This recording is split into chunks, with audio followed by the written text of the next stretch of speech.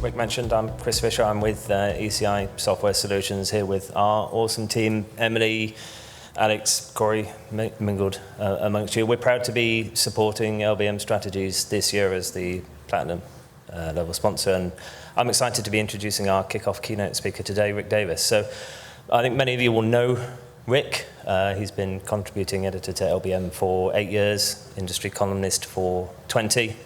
He's been a sales consultant and trainer in our industry for 25 years as well. What you might not know about Rick, around 2 years ago, he broke his neck in a serious bicycling accident and lived to tell the tale, not just lived to tell the tale, but this Sunday actually completed his second marathon as well. So he's going to be sharing with us some insights in a topic he knows all too well, navigating the future in uncertain times, and obviously something he knows more than a bit about from his perspective. So everyone, if you would join me in welcoming Rick Davis.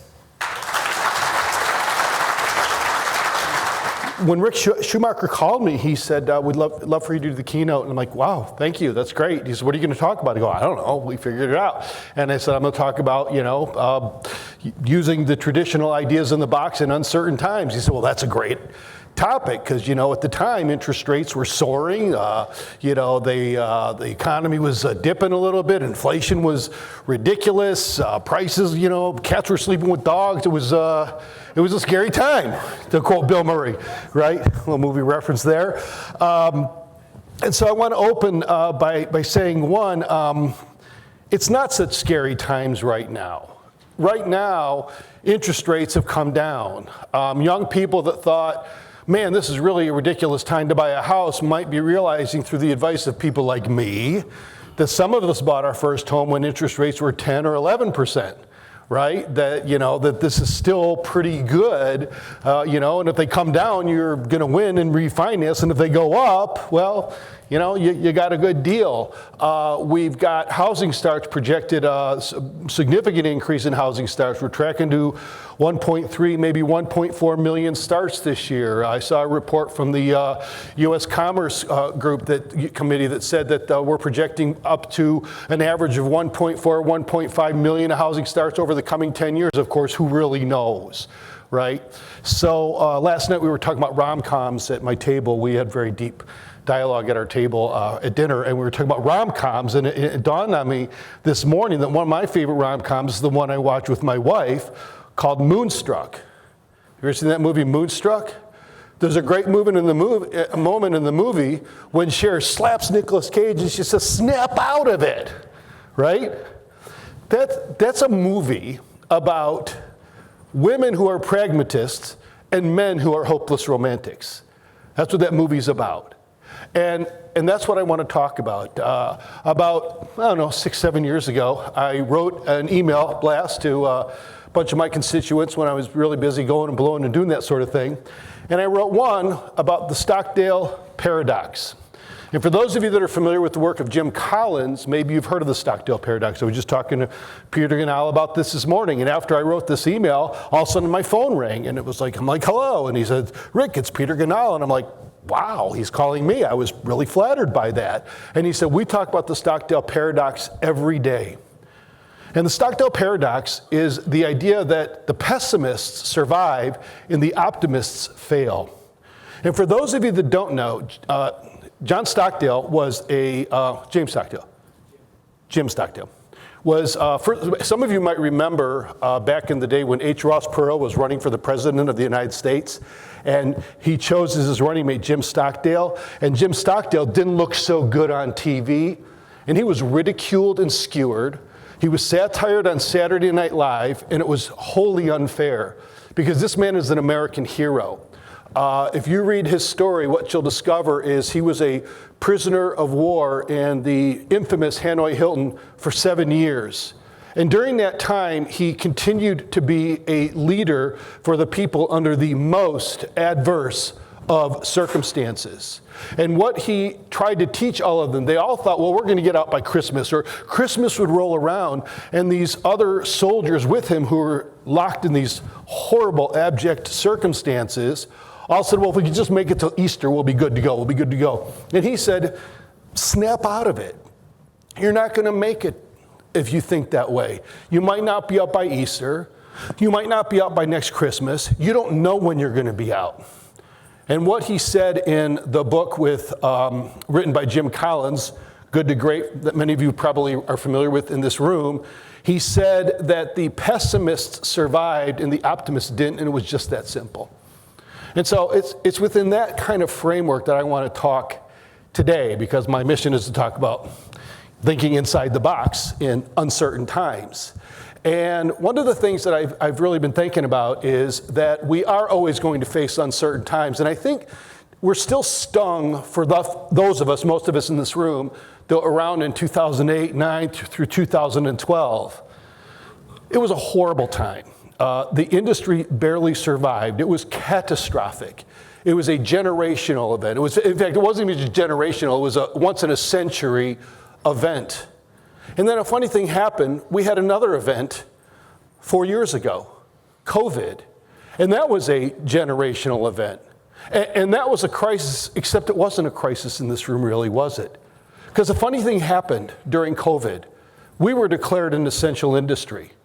During COVID, product became so scarce that we were just begging to get it. And people that wanted it were begging us to get it. And while they're begging us to get it, prices are going up. And the demand is insatiable.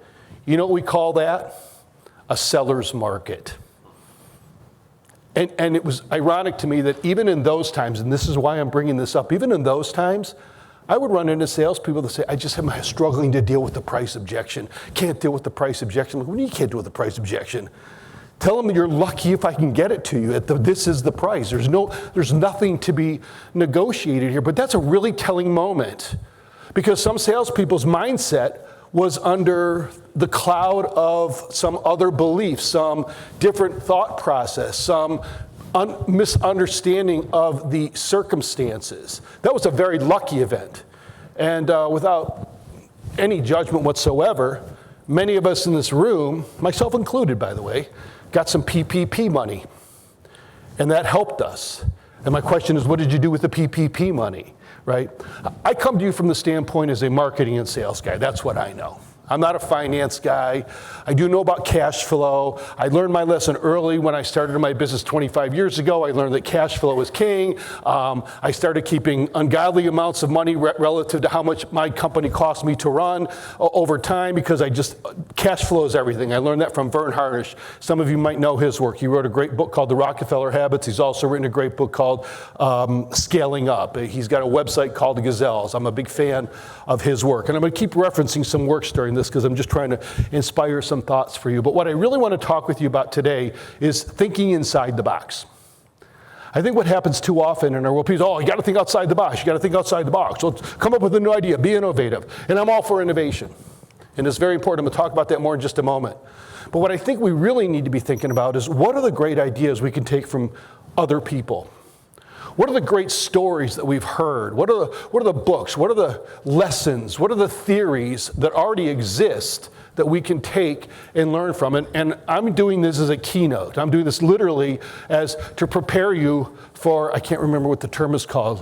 It's the pokey something. It's the Toyota perfect service, perfect production methodology that comes from the Toyota way. The Toyota way, which was pioneered by W. Edwards Deming. Deming philosophy, where you have Kanban thinking and Kaizen events and walks, intentional walks to inspect your areas and your company, stuff that many of you do and many of you maybe not even familiar with. So what I want to do today is just challenge you to think a little bit right now about some different ways that you can analyze your business and really prepare you to hear some of the great ideas I think you're about to get over the next day and a half, okay? The first one I want to talk about is discipline and how important I think discipline is. There's a book called The Disciplines of Market Leaders. I don't know if any of you are familiar with that. It's not a really well-known book, but I think it's one of the best books on business, I feel like, that I've ever read. And I really like it because everybody likes to quote Peter Drucker, right? Peter Drucker, we all quote Peter Drucker. Culture eats strategy for lunch. We've all heard that, right? A lot of people like to lead with that. But you know what I say? What's culture? And I'm a big fan, and some of the best companies I've worked with, best places to work, companies that give rave reviews, employee-first companies, they know what their culture is. But it really dawns on me as I really started to analyze a lot of these companies. I'm not going to mention any specifically in this room, it would be unfair to some others of you, but I think about somebody like Starbucks, where there's a great culture, the Container Store. Certain companies that have these great cultures, and they are great places to work, but what these companies have is a process. See, I say process instills culture. What are you going to do? You know, we all want to learn to manage people. And when I give lessons on constructive feedback and how to coach and guide people, they always say things, well, so-and-so's got a bad attitude, they're not doing this, they're not doing that. And they're trying to manage a person. You can't manage a person. You can manage a performance. I usually open a lot of my talks with salespeople, and I'll tell them about how I got into this business 40 years ago. They said, go get them, kid. That was my training as a sales rep. Anybody get that training? Go get them. You could do it, right? That's the motivational speech. Stop crying. You could do it, right? It was not a good time. I got lost with my boss in my territory once for about 2 hours. I once left an entire elevation of windows off a takeoff, and I got the job. I was 25% lower than everybody else. I once bid a job for plans and specs, a nice commercial project. The estimator even said, are you sure you want to do this? I said, oh yeah, I'm pretty confident in my takeoff. Oops, $25,000 worth of materials my company had to eat, right? And here I am teaching. This is your keynote speaker? Guy who did that? You know why I proudly share that? Because that was me then, and this is me now. Same person, same performer. But you know what's changed? The performance.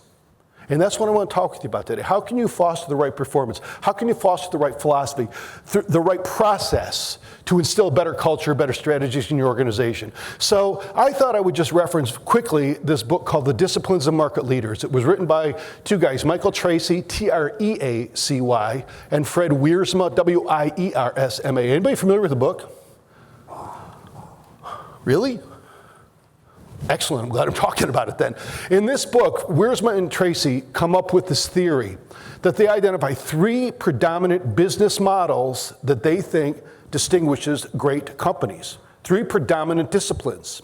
They are product innovation, customer intimacy, and one they call operational excellence. And I want to talk about that just briefly.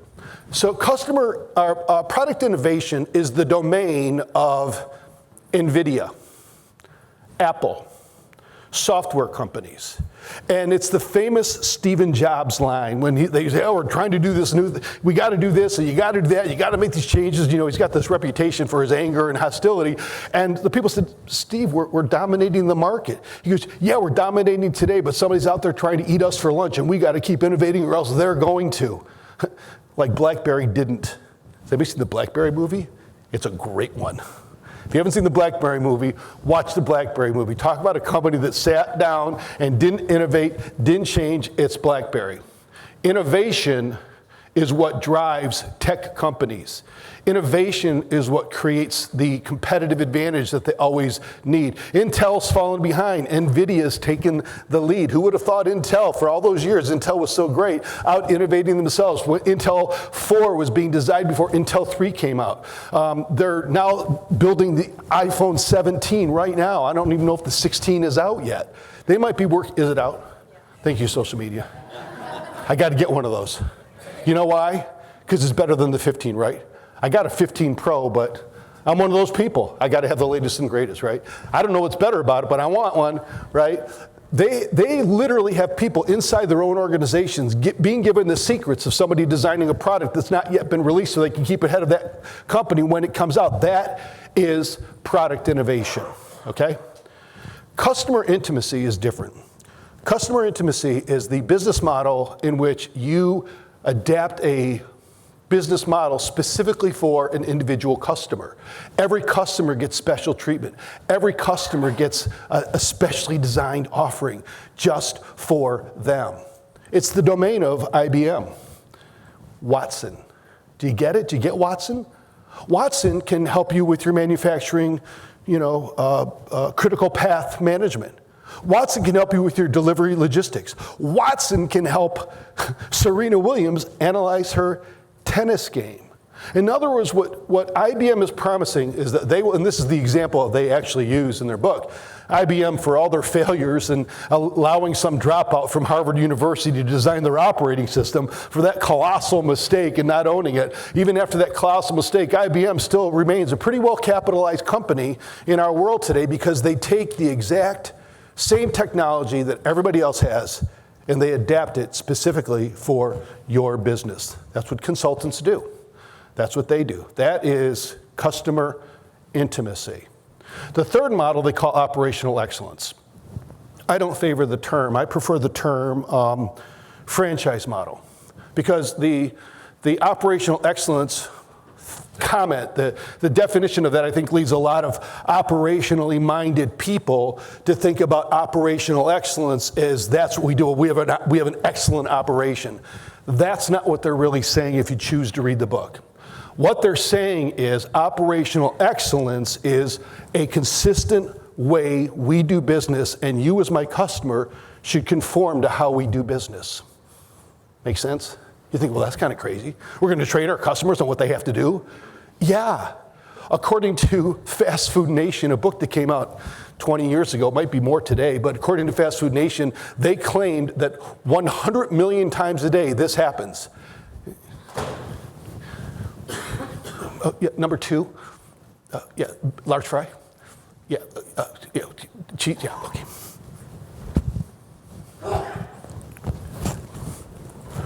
Oh. Is there a sign that says order by number? No, we've just been trained to. Is there a sign that says bus your own table? No, we've just been trained to. Is there a sign that says wait your turn in line? Nope. We started that when we were in kindergarten.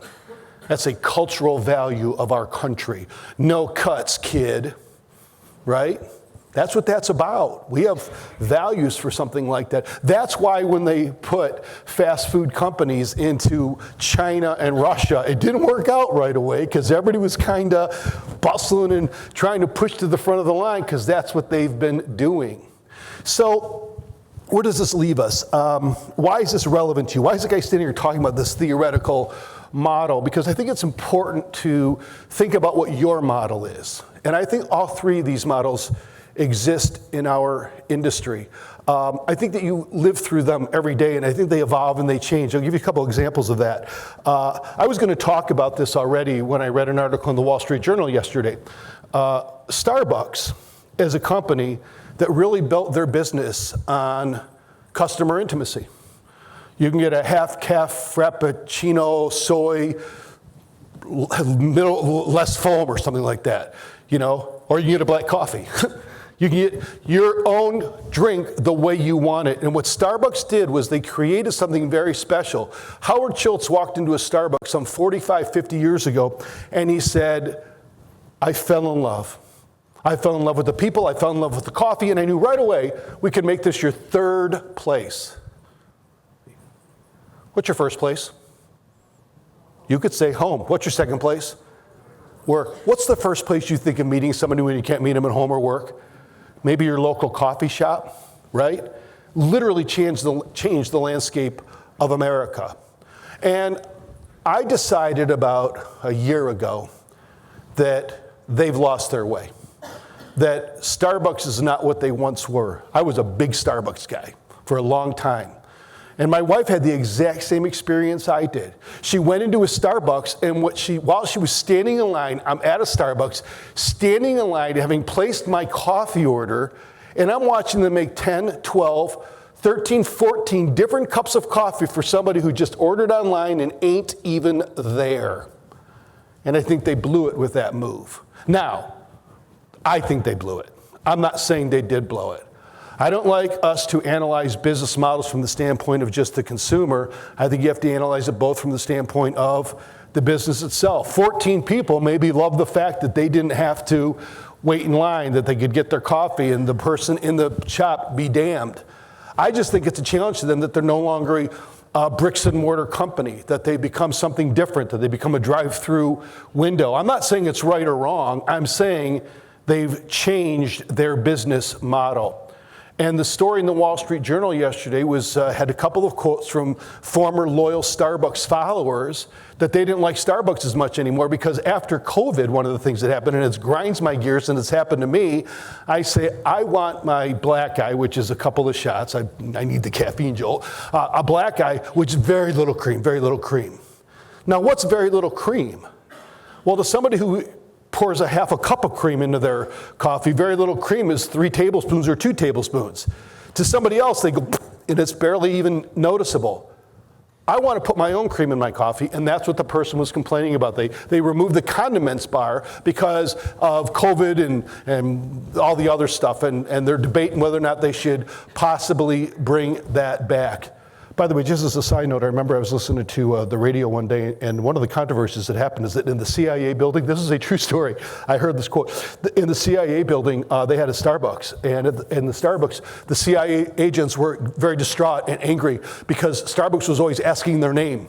You know, they ask, has anybody ever gone, they ask you your name. What, can I have your name? And the CIA agents said, we don't want to have to give our names. And I thought, you're CIA agents, make one up. Right? Rick, can I have your name for your coffee? Yeah, I'm Peter Ganal. And if something goes wrong, it's on you, right?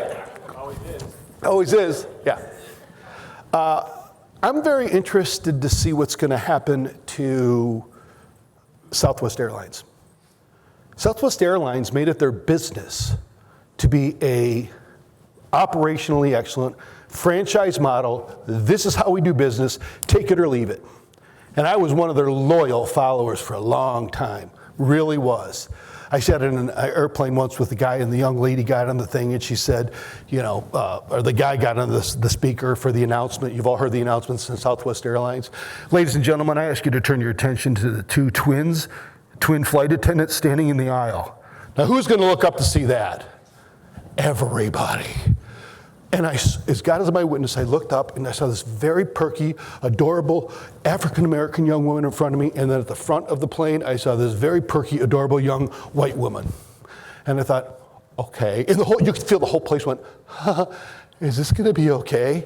And he proceeded to go through the whole thing about, ladies and gentlemen, please keep your seats in the upright and most uncomfortable position. If you've got somebody sitting next to you, and you've all heard this before, assist the child. And if you've got 2 children, choose the one with more potential,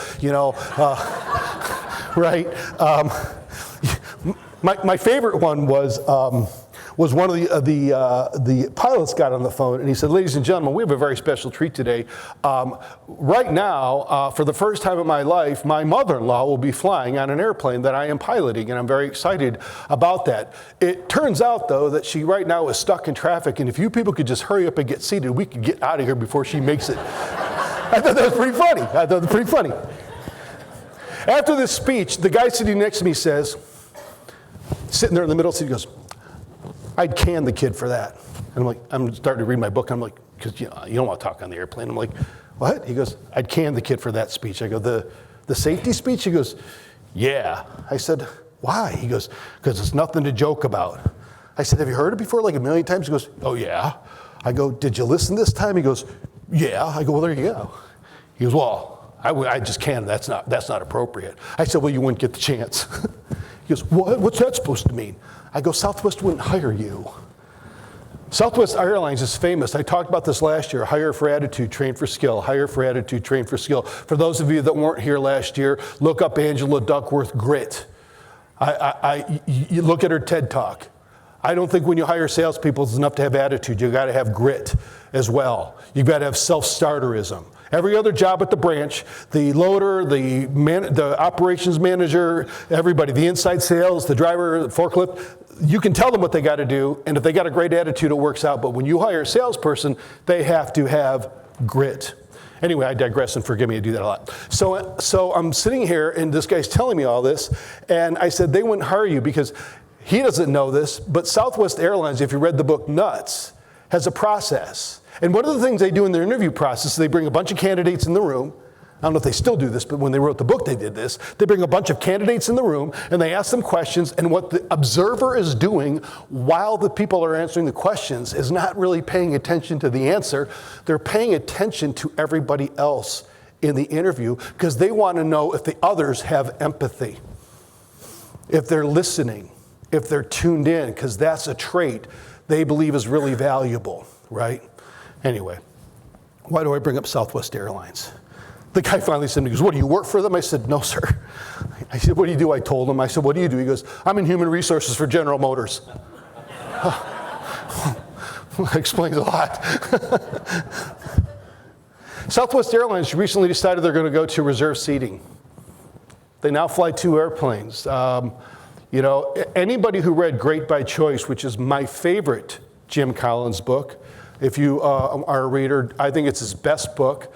Great by Choice, he tells a great story about the race to the South Pole between Roald Amundsen and Robert Falcon Scott and what preparation is all about. And he talks about key concepts like fire bullets before cannonballs and the 20-mile march. It's a great book.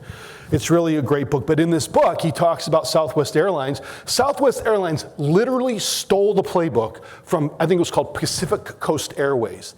They literally say, one executive from Southwest Airlines said, we just took their playbook and substituted our name.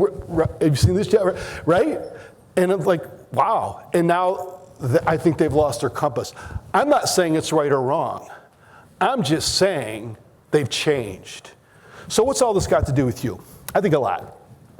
Because we work in an industry, whether you realize it or not, all 3 of these business models exist. I was at a lecture from David Weekley of David Weekley Homes 20 years ago. And he was talking about this book, The Disciplines of Market Leaders. And he was talking about how if you're going to be great, you have to use all 3 of these disciplines. And one of my associates I was working at the time for on a consulting engagement with Sam Ross's company, the late great Sam Ross, who took Simonton Windows to greatness and some other companies and built this great holding company. And we all had to read the book, The Disciplines of Market Leaders. And the VP of Marketing and I were at this session, and he actually raised his hand. He goes, but in the book, they say you've got to choose one of those. And David Weekley, without a moment's hesitation, said, yeah, but they wrote that book 10 years ago. Times are changing. And it's now 30 years later. And what I wanted you to hear from me today was an idea, a very simple idea, about figuring out what your business model is. Okay? We are not in tough times. We're not going to suffer very likely what we suffered in 2008, 9, 10, 11, and 12. And you're probably not going to get the lucky boost you got in 2020, 21, 22, and 23. You got to just assume a level field, right? By the way, just as an aside again, I'm sorry I tend to do this, in the appendix of Great by Choice, Jim Collins has a whole section on the subject of luck. And it's fascinating. Because what he determined was successful companies don't have more luckier breaks than others. They're just more prepared when the luck happens. So what we want you to do at this conference, I'm on the LBM team, what we put together at this conference, what Rick has done is try to bring you lots of great ideas that you can assimilate. And the first one I want you to really think about is, where do these different business models fit in with what you do? I had been on a sales call with an associate. We were calling on, he says it was D.R. Horton. I thought it was Pulte. It doesn't matter. We were calling on a very large national manufacturer some 20 years ago, plus or minus. I was down in Dallas, Texas. And when we sat down with him, he outlined the whole program that they had and what they were all about and what their national contracts were about and what their regional contracts were about and discretionary purchasing contracts that districts and regions could get into. Bradley Harbin can tell you a lot more about that than I could. Reach out to him. He's an expert on what they do. He can help you navigate all of that. That's what his background is. But at the time, I remember that they talked about the national contract. And in those days, if you bought, I swear it was Pulte, you might know better than I do. If you bought an engineered I-beam from Pulte, it was LP. That was it. And I remember going to a large volume lumber company in the Midwest, I won't say who it was, and they weren't an LP company. They were a Weyerhaeuser company, or IWP might matter. But they carried one brand of I-beam for one customer, Pulte. And they did it because that's what they required. And if you're going to give me 300 or 400 houses a year of business, I can cater a whole program to you. If you're going to offer me a large volume contract, I can come up with special terms. I can have a devoted person for you. We can come up with an ordering procedure and protocol. We can come up with a whole system of extra work orders. We'll cater to you because you're worth it. Here's the problem. Your salespeople don't understand the difference between that and the person building 3 houses a year or doing 7 remodeling projects a year. And what salespeople want is they want to be intimate with every customer. They want to be able to offer them some special services and special value every time. And anybody says, no, I'm not sure I'm buying that. I can tell you that you lived this every day. I live it every day. We all live this every day. It's the emergency request. It's the thing we forgot to put on the order. It's the fire that they lit because they didn't get something done right. And can you get it on the truck this morning? Do we have contractors, builders, that send us text messages to our staff members at 5:30 in the morning requesting a first out, yes or no? Do we have 8:30 o'clock? 8:30 o'clock. 8:30 will watch. Do we have 8:30 in the evening emails that come in because they want something first out? All the time. Why? Because we didn't establish the parameters. We didn't establish operational excellence, which I like to call the franchise model. Nobody trained them on how we're going to do business. And when we say that, a lot of you might think, well, I'm not going to train my customers. I can't tell them how they're going to run their business. I'm not telling you to tell them how they're going to run their business. I'm telling you how to run their business effectively by working within the constraints that every LBM dealer faces in the country. There's a limited box of resources that we have. How many times does a sales rep say, can I have special terms for this guy? Can we negotiate this? Thea Dudley's going to get a chance to talk to you about credit and some things that happen and the crazy things. One of my favorite columns ever was Thea wrote this column about all the different excuses, people why they're not going to pay, and it was your inaugural column for the LBM Journal. I think so. Anyway, it was just great, right? But salespeople want always to be intimate. They always want to create a special program for their customers. And what I think we really need to teach our salespeople, what your salespeople need to teach their customers is we need to manage expectations. Everything I'm talking about is a matter of expectations and your business model. And I think that that's what really enables companies to be highly successful when they've got salespeople and an organization and a marketing game plan and an operational game plan to back it up that is in alignment with your business model. One of my favorite stories I like to talk about is the day that I went to the Daily Grill. It's a little sports bar down the street from where I live in Chicago, and my wife and I went in there, and hockey games are on and sports are on, and we're just Friday evening out, and I ordered a hamburger, and the woman said, how would you like your hamburger done? And I said, medium rare, because I like a good medium rare hamburger. So I waited for my hamburger, and my first bite was a miss. It was so well done that it shrunk, right? So, I missed it. And when I finally had the bite of my hamburger, it was pretty well done and charred and not what I wanted at all. Did I send it back? No. Who cares? It's a dive. It's a grill. It's a bar. I'm having a beer. It was no big deal. But you know what I never did again? I never went to the Daily Grill to get a hamburger. And I share this because I think too often in our industry, in our world, we think we have to underpromise and overdeliver. We think we have to do something special each time. We think we should lower the bar of expectations and then try to exceed them. And I disagree. I'm not saying I'm right. I just disagree. I think what we should really be doing is clarifying what our capabilities are. That's the job, right? So when I walked into the Bad Apple just down the street a few weeks later with my teammate Elise, who could not be here. By the way, a lot of you in this room know Elise Herman. She's worked for me for 15 years. She edits every article that I put into the LBM Journal. She's a tremendous editor. She's on the LBM team, and she couldn't be here today. She's very sick, so just so you know, she sends her love and regards. Anyway, so we walk into the Bad Apple, and I order the Elvis, which is peanut butter and bacon on a hamburger. Right? Doesn't sound very good, does it?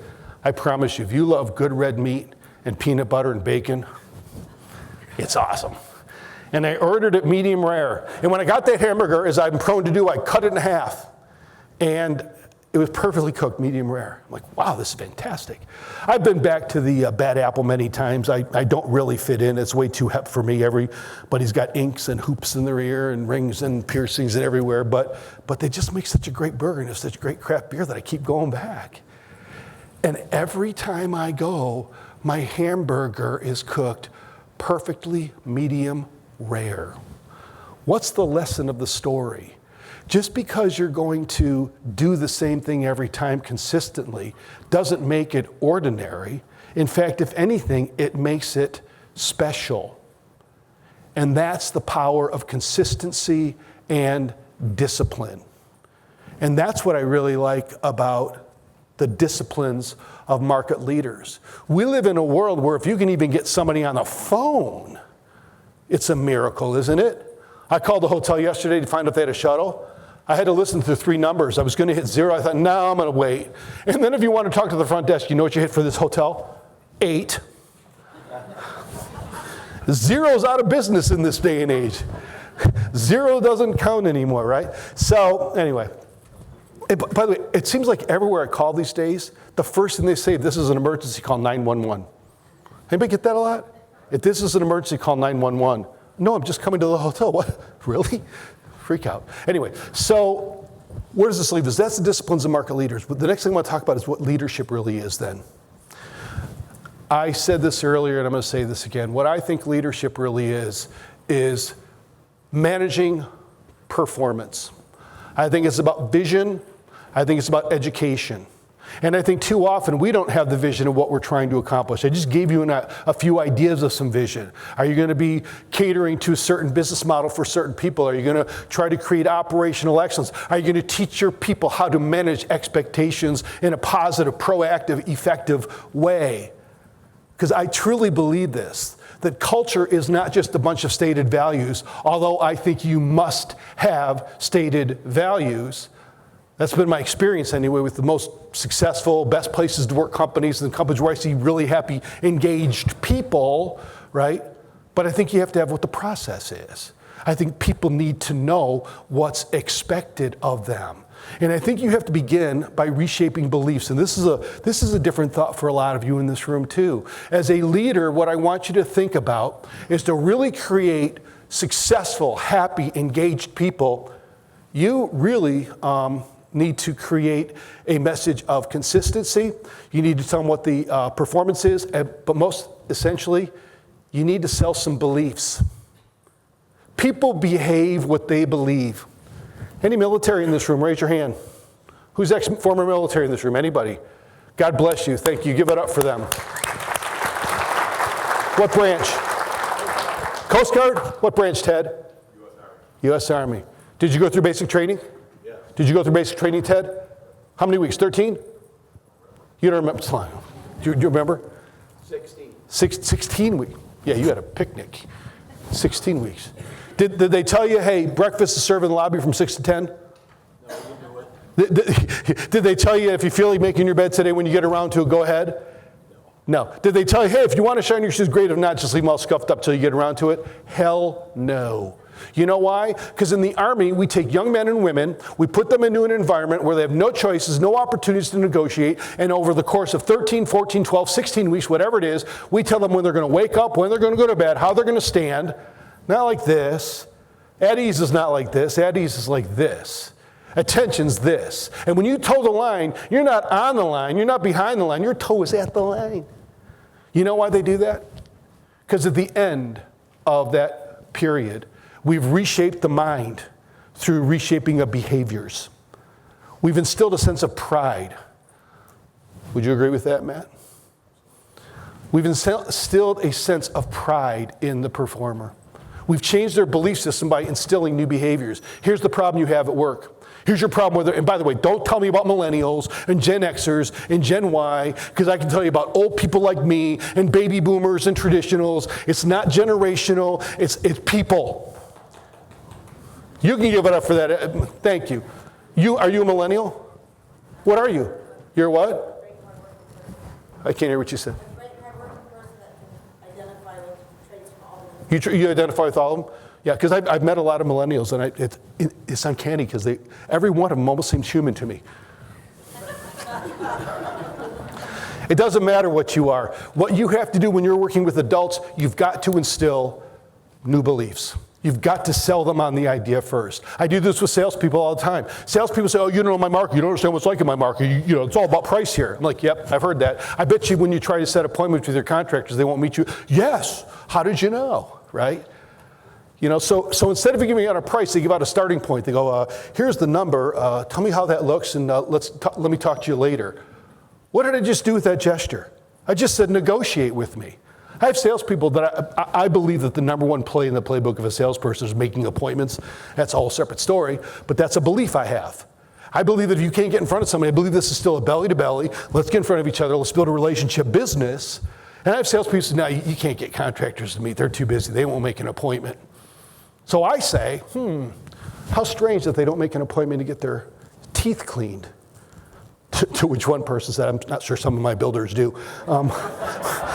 Which I thought that was wrong. I said, it's really weird they don't make appointments to go see their customers. Well, they make appointments with them. Or the dentist. Well, I'm sure they make appointments with their dentists and their doctors. Or that they don't make appointments to meet the job inspector on the site. Well, I'm sure they make those appointments.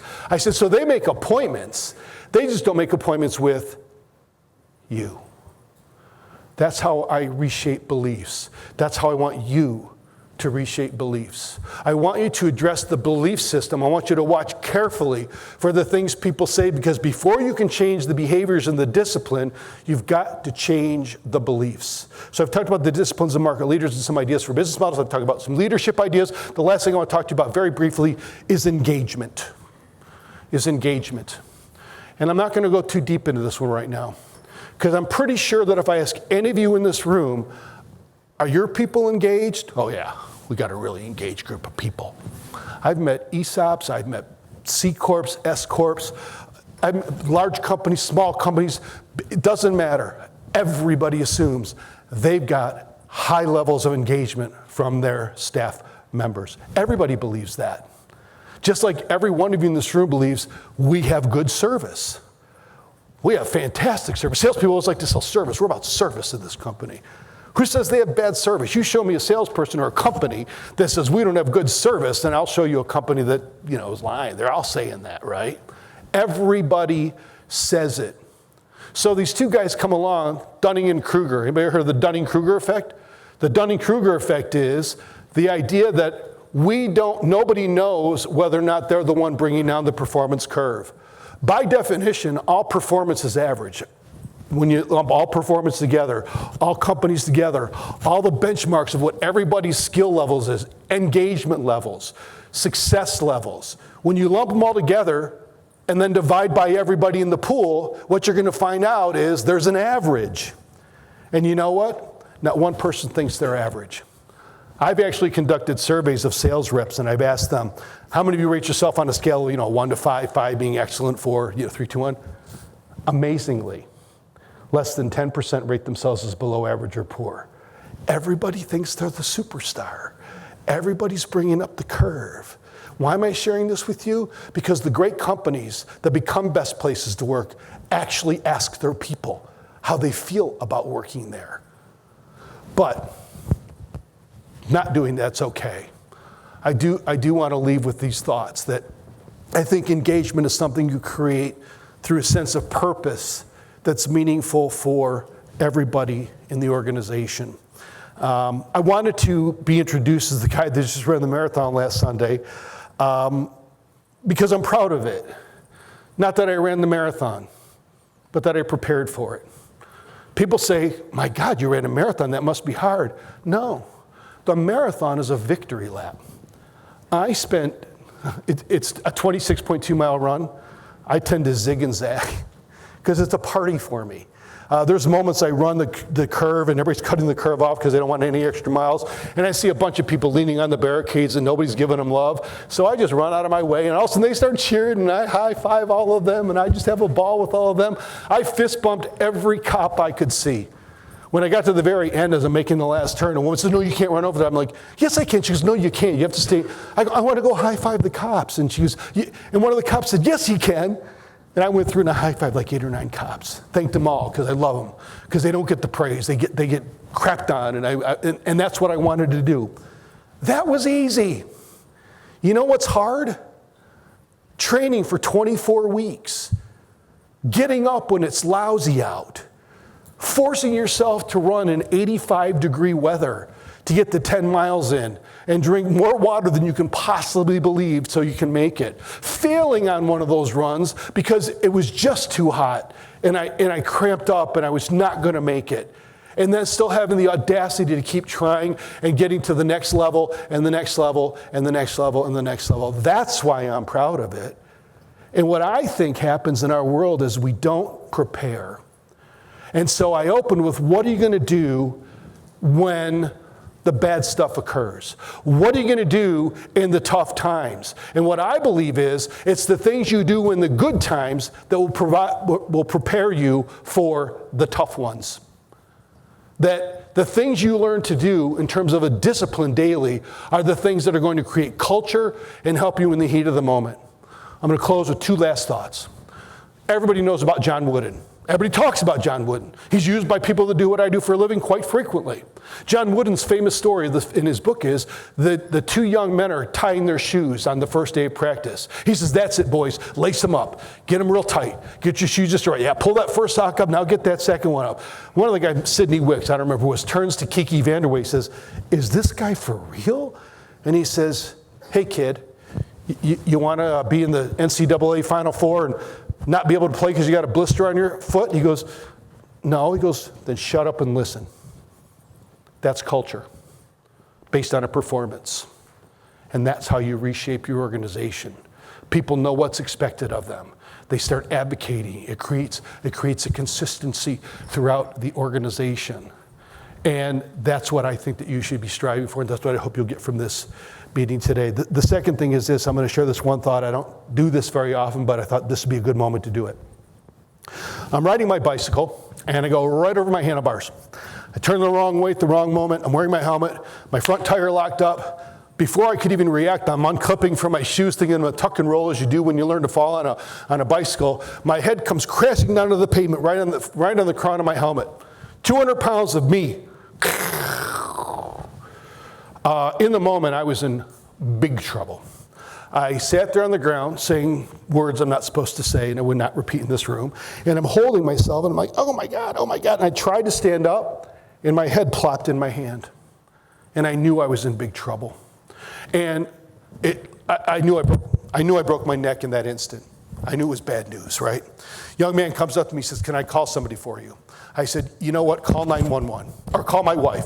He goes, what's her number? And it was right about the moment I discovered that, I was in trouble.